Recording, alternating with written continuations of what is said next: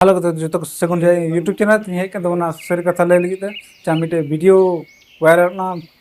पूरा वायरल पूरा यूट्यूब छावना जहाँ को मेता झारखंड सरकार बनाव बखराते 10 लाख टाका उनका बड़ा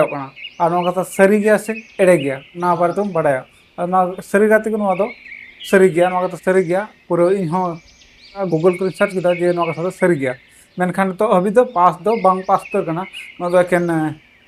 खाली को मेन कदा मेनखान कैबिनेट रे जहाँ फैसला हो जो पासोगा तबे तो सारी पासोगा सारी को बोले रिल्स बनावते 10 लाख टाका मेनखान अकय को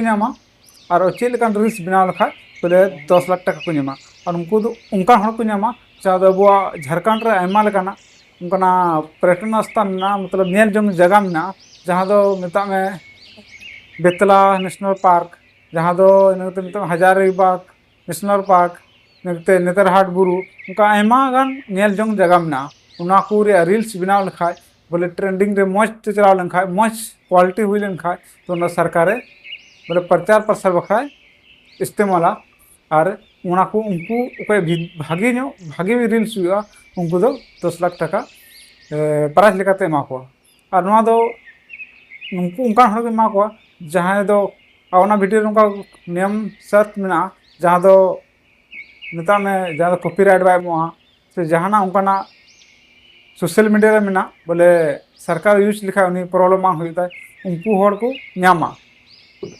सारी गाते को और नवा दो उनाते कदम उठाव जेमन झारखंड रे जहाँ पैसा टाका कान जेमन बढ़ा और उनकाते जस्ती हड़ रोजगार को नाम बोले चेलका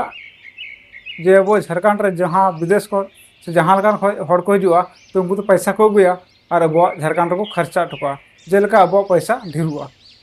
और अब एमालका बोले उनका लाभ बन उठाव दड़े जे एमा हड़ बन एमा फायदा बन उठाव अकय ऑटो में ऑटो चलावते तो चेक कुछ उनका जिनिस में जे अब झारखंड रे जे मज जगह नेलते अब को एरिया मज जगह में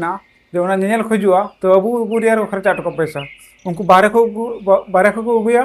और अब एरिया रे चिका को खर्चा टुका को और जहाँ बन नेल के सारी कथा कान गया और स्क्रीन बन नेल दाड़े सारी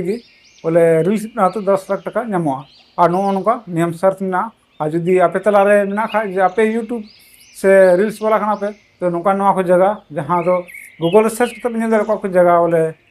एम कदा और चे को अब झारखंड को नेल लेखा 500 को चेतान बोले उनका नेल जंग जगह में और प्रसिद्ध जगह में और उन जगह रे रिल्स बनाव कते अपलोड हुआ और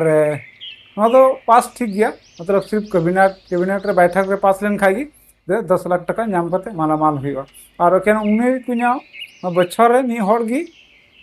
बोले मी धाव गी प्राइज नामा उनका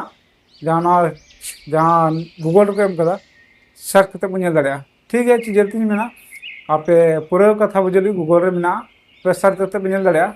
ठीक है मा सेंका गी तीन वीडियो तो जोहार।